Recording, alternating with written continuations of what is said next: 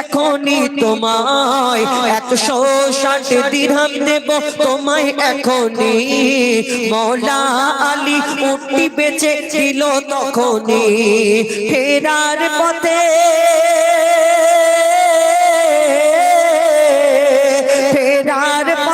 লোকের ফেরার পথে প্রথম লোকের মিটিয়ে পাওনা। আর 60 দিরহাম নিয়ে ঘরে এলো হলো রওয়ানা। 60 দিরহাম নিয়ে ঘরে হলো রওয়ানা। আল্লাহর পথে করিলে দান কমতি রবে না। একের বদলে 60 দিল, একের বদলে 10 দেবে রবের ঘোষণা।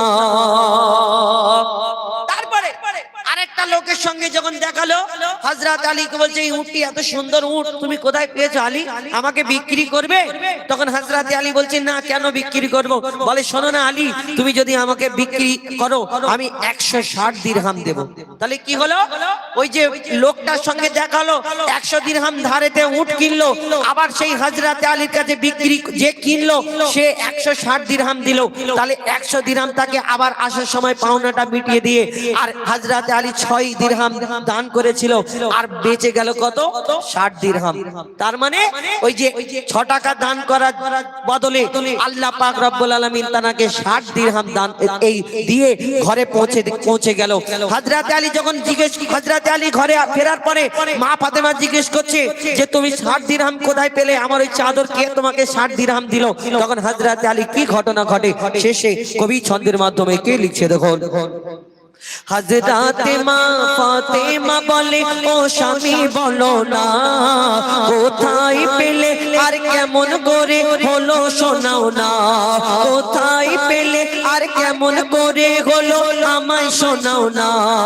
হযরত আলী বলে তখন কবে শোনো না, আমার সাথে ঘটে যাওয়া সকল ঘটনা।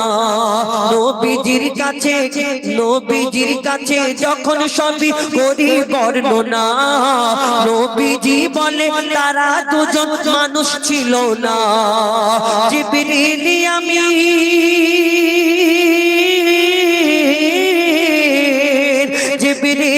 আমিন আর মিকাইল তারা দুজনা।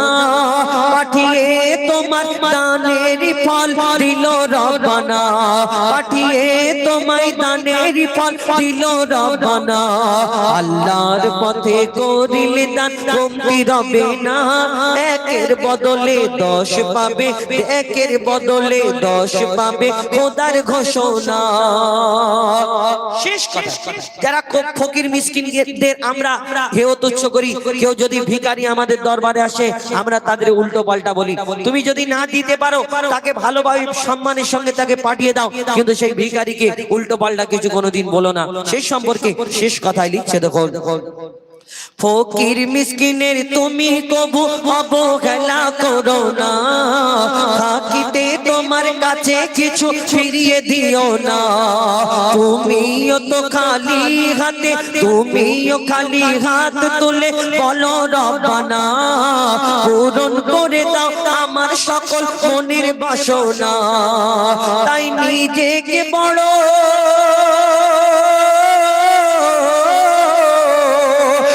নিজেকে বড় ফকির ভাবো, অন্যকে ভেবো না। আর দান করিতে এমে কারিম, দান করিতে এমে কারিম দেরি করো না। আল্লাহর পথে করিলে দান কমতি রবে না। একের বদলে 10 পাবে খোদার ঘোষণা, একের বদলে 10 পাবে খোদার ঘোষণা। এবার শেষ গজল শহীদ কারবালা ইমাম হোসেন কি